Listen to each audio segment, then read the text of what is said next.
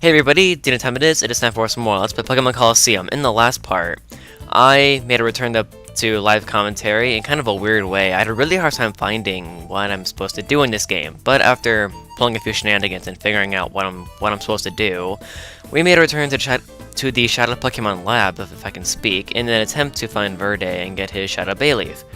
And in this part, we're gonna find him. So yeah, off camera, I went ahead and I took care of two trainers that stand between us and him right now. One of them was suspiciously very underleveled. Like, well, the guide, which I really shouldn't be referring to at this point, says they're like level 40, and it's actually right. Like, when I looked at the guide, I thought that was a typo, but it actually isn't.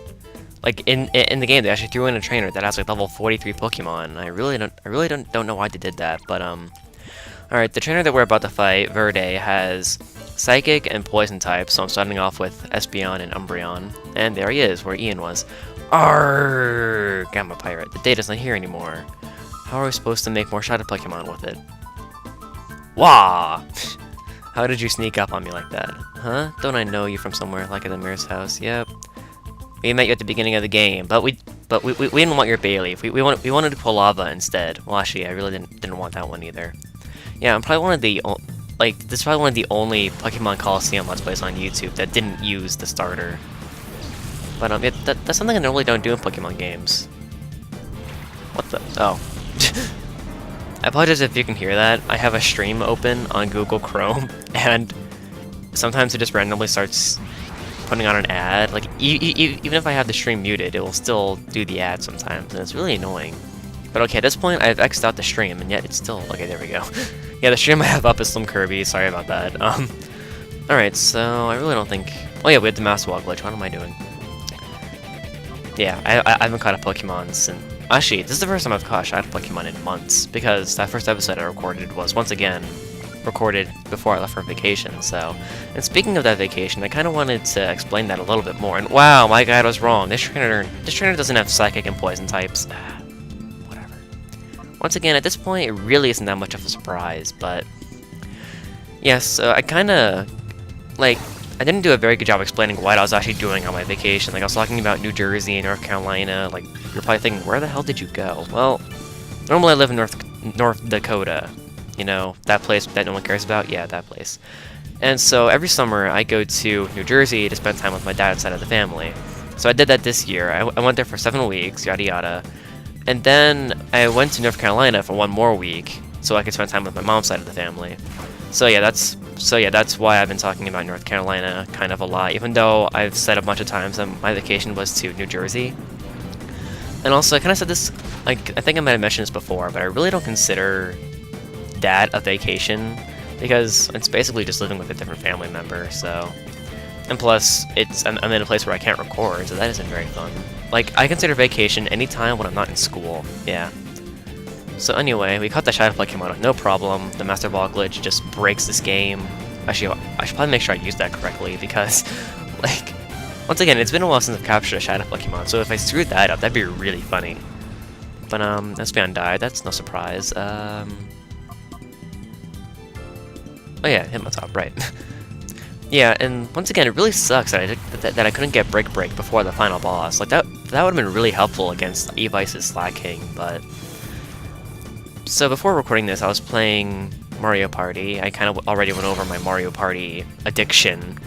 And to those of you that are really familiar with the Mario Party series, like, say you played all the games and you're somewhat familiar with them, or played most of them at least, can you agree that Mario Party 5 is probably one of the more luck-based ones? Like, when you're playing against computer players? Because I was... Well, once again, I was playing that before recording this, and... Like, I found myself being put into a lot of situations where I'd be playing, like, a luck-based minigame and I'd lose, or just... I kept getting screwed over by things that I couldn't really control. And I know that all Mario Party games are supposed to be like that, but I don't remember all of them being that bad, so, yeah. If you're familiar with the Mario Party series, can you agree that 5 is probably one of the more luck-based ones? And so... Hitmontop died due to recoil, that's kind of funny. Sun and Stanley. And yeah, for the first time in a while, all my Pokemon are around the same level, so that's nice.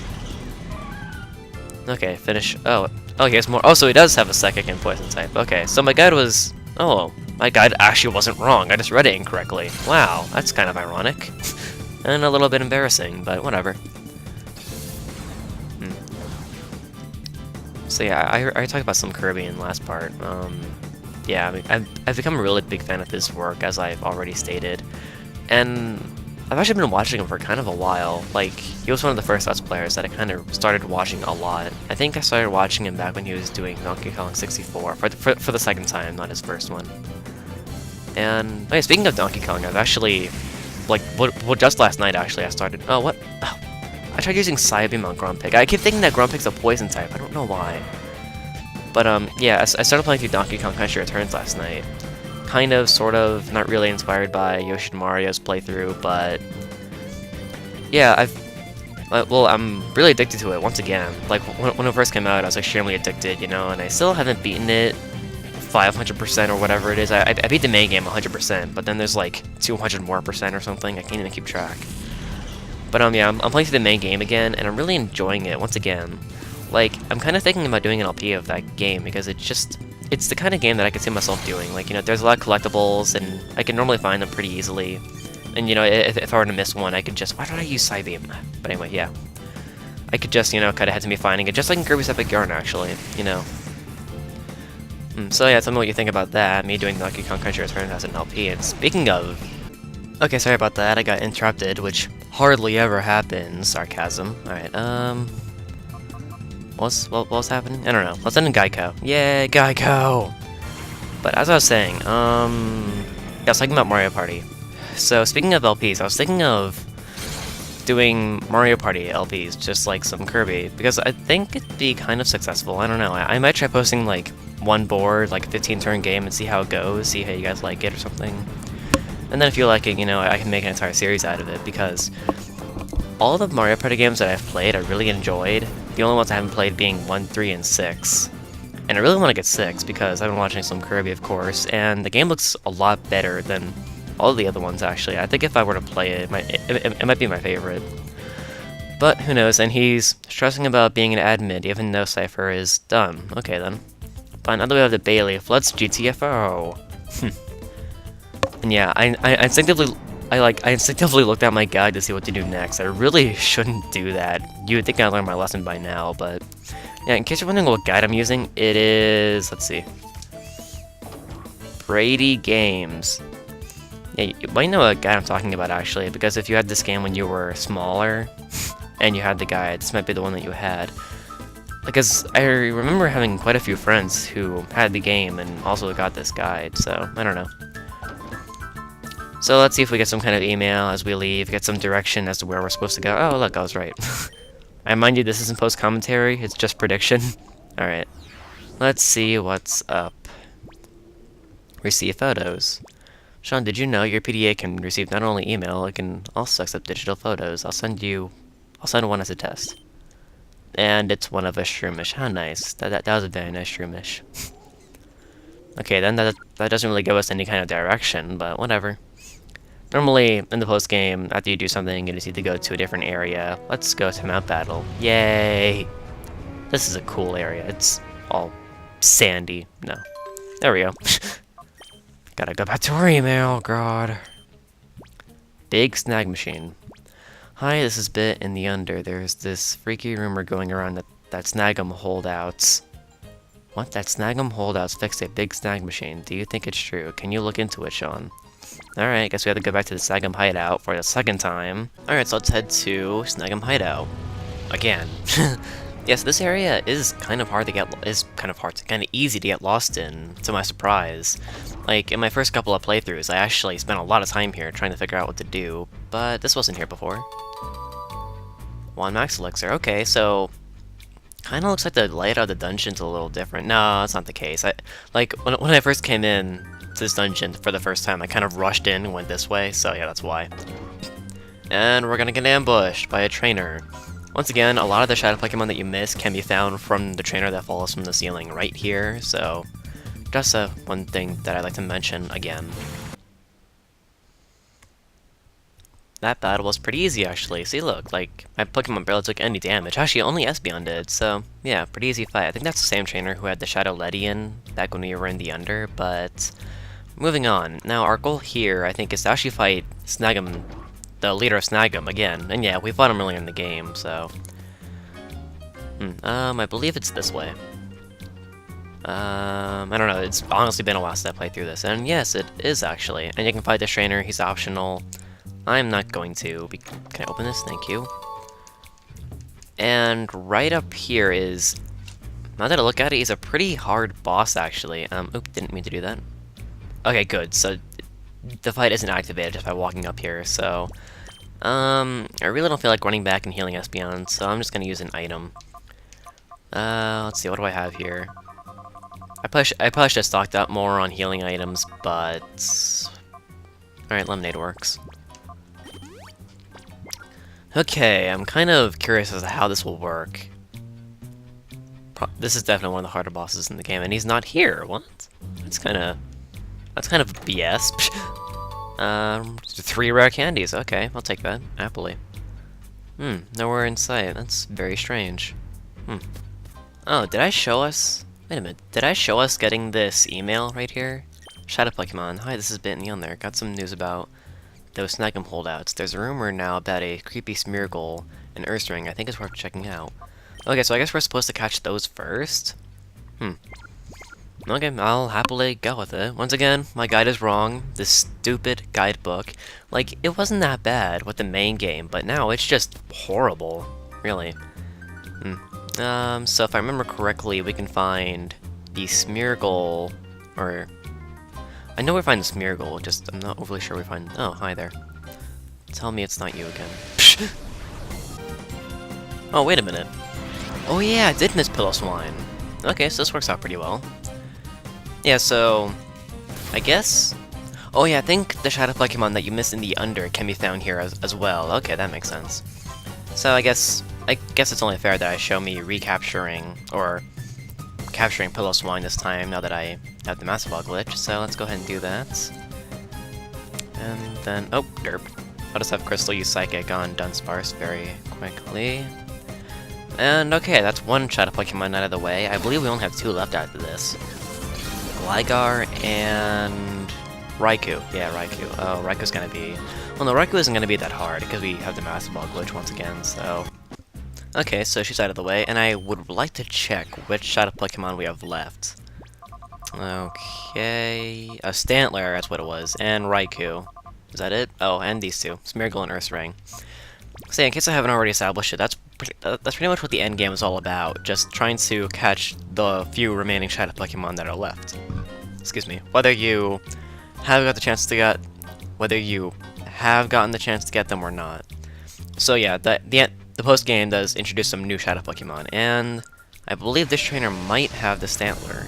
Not overly sure. Okay, so she didn't have the Stantler, although she probably has the Gligar if you did not catch that, so that's worth mentioning. And I believe we can find the Smeargle and maybe also the Ursaring down here. Is it this one? Yo, if it isn't shown, you've got guts showing up here after betraying. This is where it ends. I know you're here to wreck the Snag machine like before. And yep, this is him. And you can tell that he's the one that has the Smeargle because... Well, yeah. His entire team is made up of Smeargles, which is a great strategy, by the way. Actually, in competitive battling, I've heard that Smeargle actually isn't the worst choice in the world, because you could give him pretty much any move you wanted. So, yeah. Alright, this is gonna be a really boring battle, yet I feel obliged to leave it in, so I'm gonna talk about Minecraft. Yay! Yeah, so, sorry, I completely lost my train of thought. Okay, yeah, Minecraft, sorry, I had a huge brain fart. Okay, so, Minecraft, yeah. Now, recently I haven't been playing too much Minecraft because, well, it's kind of gotten old, but early on in the summer, I was completely addicted to it because I was invited to Yoshi and Mario's server. I'm not sure if you know who that is. He's another LPer. And, well, once I got accepted into that server, I started becoming really proud of what I was building. Like, if you follow me on Twitter, I kind of, like, sometimes I post pictures about what I built, so... Excuse me. And then, the reason why I bring this up is because around this time, it's probably either about to be uploaded or it already has been uploaded, but at the time of this video being uploaded, Yoshimaru will be uploading a golf tournament kinda-ish video. And I'm actually featured in that, but first, Smeargle. Yay. Smeargle is bad. In case you couldn't tell. Yeah. But at this point, there is no conceivable way that you wouldn't have a team of BAMs, so unless you were going for an LOL run, I wouldn't go for Smeargle at all. Like, there's nothing really to say about him. Bad abilities, even though I haven't read them. Okay attacks, I guess. Iron Tail, it has really bad accuracy. And then the stats are just plain terrible. In competitive battling, Smeargle's actually pretty good, because you can basically teach him whatever moves you want, but in this game, he only knows one sketch. Isn't, well, the best thing in the world, but yeah, I will actually be in that video, that golf tournament video. So yeah, if you want to see me play Minecraft Golf, you can go to Yoshimaru's channel, and it will either be up or it will be up in a few days, so that's fun. And this Smeargle's a girl. It's okay. And I love how in this game, like, the Smeargle's tail is red, even though in almost every other game, it's green. I don't know, I find that kind of funny. Well, not funny, but just kind of weird. And we get the Smeargle with no problem, and now Flagon's going to smite the other Smeargle. Yay! I think there's another LP here, I think it was Pyro Dragon. He was talking about how Fire Blast seems to have very good accuracy in this game for some reason, and Ice Ball, what? Okay, like I said, Smeargle can learn any move he wants, but yeah, he was talking about how Fire Blast seems to have a lot of accuracy in this game, which I can kind of agree with, because I haven't had Fire Blast miss on me once in this entire game. Like when I was shining off camera, it never missed. I was really amazed, because normally Fire Blast is supposed to have really bad accuracy, but Alright, so now that we're done with him, he's gonna say some stuff. I was going to knock you out, then paint your loser face with my Smeargle. But I ended up on the receiving end of the paint. Ha ha, you suck. But this video's been going on for kind of a while. At least, I can't really tell because the recording's at 36 minutes because I kept getting interrupted. But next time on Let's Play Pokemon Colosseum, we are going to continue exploring the Snaggum Hideout for the second time. We're going to get that Ursaring, and we're going to fight the Snaggum leader again. I'll see you guys then.